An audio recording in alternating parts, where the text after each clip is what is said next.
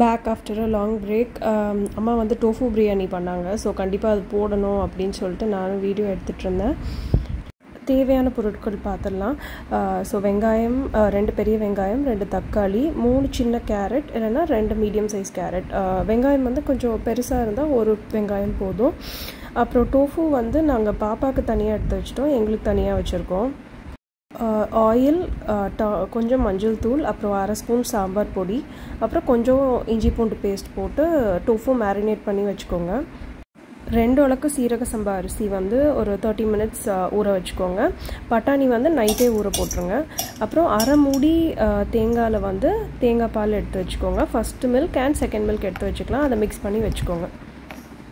நாங்கள் பாப்பாவுக்கு வந்து ஒரு தனி பாத்திரத்தில் வைக்கிறோம், ஏன்னா அவங்களுக்கு வந்து சில்லி இல்லாமல் காரம் இல்லாமல் பண்ணணும் இல்லையா. ஸோ அவங்களுக்கு வந்து 1 கரண்டி அரிசியும் 2 கரண்டி தேங்காய் பால் போட்டுட்டு அப்புறம் எல்லா காய் எல்லா மசாலா ஐட்டம்ஸும் கொஞ்சம் கொஞ்சம் போட்டுக்கிறோம். கொஞ்சம் பட்டாணி, கொஞ்சோண்டு தக்காளி, அப்புறம் கொஞ்சம் வெங்காயம், அப்புறம் கேரட்டு, அப்புறம் அவங்களுக்கு வந்து கம்மி சாம்பார் பொடி போட்டு கொஞ்சோண்டு ஜிஞ்சர் கார்லிக் பேஸ்ட் போட்டு ஊற வச்ச டோஃபு வந்து ஆட் பண்ணிக்கிறோம். அவங்களுக்கு கொஞ்சம் தாராளமாகவே கொத்தமல்லி புதினா போடலாம். நம்மளுக்கு வந்து 2 கைப்பிடி கொத்தமல்லி, 2 கைப்பிடி புதினா தேவைப்படும். அவங்களுக்கு நிறையவும் போடலாம், நல்லா சாப்பிடுவாங்கன்னா, இல்லை கொஞ்சம் கம்மி பண்ணிக்கோங்க புதினா மட்டும். அடுத்து மசாலா ஐட்டம் ரொம்ப சின்ன சின்ன பீசஸ் போட்டால் போதும். கொஞ்சோண்டு பே லீஃப், ஒரு சின்ன பீஸ் பட்டை, 1-2 லவங்கம் போட்டால் போதும். ஒரு சின்ன பீஸ் ஸ்டார் அனீஸ், ஒரு சின்ன பீஸ் இது கல்பாசி, கொஞ்சம் சோம்பும் போட்டுக்கலாம். அடுத்து நம்மளுக்கு பண்ணுறதுக்கு முன்னாடி பாப்பாவோடதுல கொஞ்சம் நெய் ஊற்றி வச்சுக்கலாம்.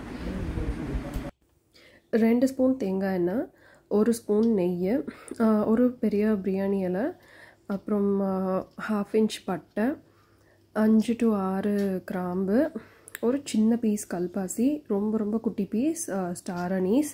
ஏன்னா ஸ்டார் அனீஸ் வந்து அந்த ஃப்ளேவர் ஓவர் பவர் பண்ணும். ஸோ ரொம்ப சின்ன பீஸ் போதும். 1/2 ஸ்பூன் சோம்பு.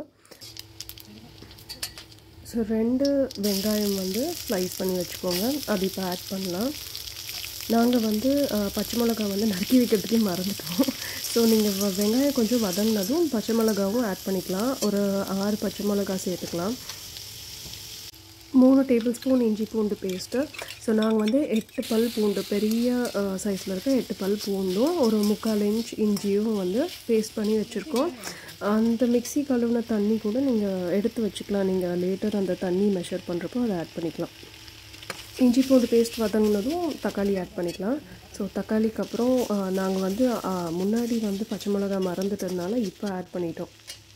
தக்காளி வதங்கினதும் நீங்கள் வந்து உங்களோட மற்ற எல்லா காய்கறியும் ஆட் பண்ணிக்கலாம். நாங்கள் இன்றைக்கி கேரட்டும் பட்டாணியும் மட்டும் தான் போடுறோம். பட்டாணி வந்து தண்ணி ஊற்றுறப்ப ஆட் பண்ணால் போதும், வதக்கணும்னு அவசியம் இல்லை. 2 கைப்பிடி கொத்தமல்லி, 2 கைப்பிடி புதினா, இல்லைனா அரை கட்டுன்னு கூட நீங்கள் எடுத்து வச்சுக்கலாம். ஊற வச்சுருந்த சீரக சம்பா அரிசி ஆட் பண்ணிக்கலாம். ஸோ நாங்கள் 2 உலக்கு போட்டிருக்கோம். இதுக்கு 4 உலக்கு தண்ணி தேவைப்படும். நாங்கள் தேங்காய் பால் யூஸ் பண்ணுறதுனால 1 டம்ளர் தேங்காய் பால், 3 டம்ளர் தண்ணி வந்து எடுத்துக்கிறோம். இது கூட ஊற வச்சுருந்த பட்டாணியும் 2 ஸ்பூன் கல் உப்பும் சேர்த்துக்கலாம். நாங்கள் அந்த ஜிஞ்சர் கார்லிக் பேஸ்ட்டாக மிக்சியில் போட்டு அந்த தண்ணி கழுவின தண்ணியும் வந்து இது கூட சேர்த்துக்கிறோம். தண்ணி தேங்காய் பால்லாம் இன்ச்சின அப்புறம் உங்களோட டோஃபு வந்து இதில் ஆட் பண்ணி ஒரு தடவை கிண்டிட்டு அப்புறமா குக்கரில் வச்சு குக் பண்ணிடலாம். குக்கரில் வைக்கிறதுக்கு வேறு சட்டிக்கு ட்ரான்ஸ்ஃபர் பண்ணுறோம். ஸோ பாப்பாவோட அந்த கொஞ்சம் ஹைட்டாக ஒரு சட்டியில் போட்டுக்கோங்க. பாப்பாவோட பிரியாணி, நம்மளோட ஒரு சட்டி. ஸோ ஒன்று மேலே ஒன்று வச்சுட்டு ஒரு விசில், ஹை ஃப்ளேமில் ஒரு விசில் வந்ததும் லோ ஃப்ளேமில் 10 மினிட்ஸ் வச்சுட்டு உங்களுக்கு நல்லா குழஞ்ச மாதிரி வேணும் ஓரளவுக்குன்னா 12 to 15 மினிட்ஸ் கூட வைக்கலாம். மினிமம் 10 மினிட்ஸ் வைக்கணும், மேக்ஸிமம் 15 மினிட்ஸ் வச்சு நீங்கள் ஆஃப் பண்ணிடலாம். பிரியாணி ரெடி ஆகிறதுக்குள்ளே நாங்கள் வந்து எங்களுக்கு ரொம்ப டயர்டாக இருந்ததுனால லெமன் ஜூஸ் ஒன்று போட்டு குடிச்சிட்டு அப்புறம் ரைத்தாவும் ரெடி பண்ணிட்டோம் நடுவில். இதோட பிரியாணி ரெடி. பட் இந்த ஸ்டெப் வந்து நீங்கள் ஸ்கிப் பண்ணுறதா பண்ணிடலாம், ஏன்னா உப்பு கரெக்டாக இருந்தால் இது பண்ண தேவையில்லை. நாங்கள் கொஞ்சம் உப்பு சேர்க்கணும்னு சொல்லிவிட்டு ஒரு லேயர் பிரியாணி போட்டு அப்புறம் உப்பு போட்டுட்டு கிண்டிட்டு திருப்பி இன்னொரு லேயர் போட்டு கொஞ்சம் உப்பு ஆட் பண்ணிவிட்டு கிண்டிட்டு இந்த மாதிரி உப்பு ஆட் பண்ணி பிரியாணி ரெடி பண்ணியாச்சு.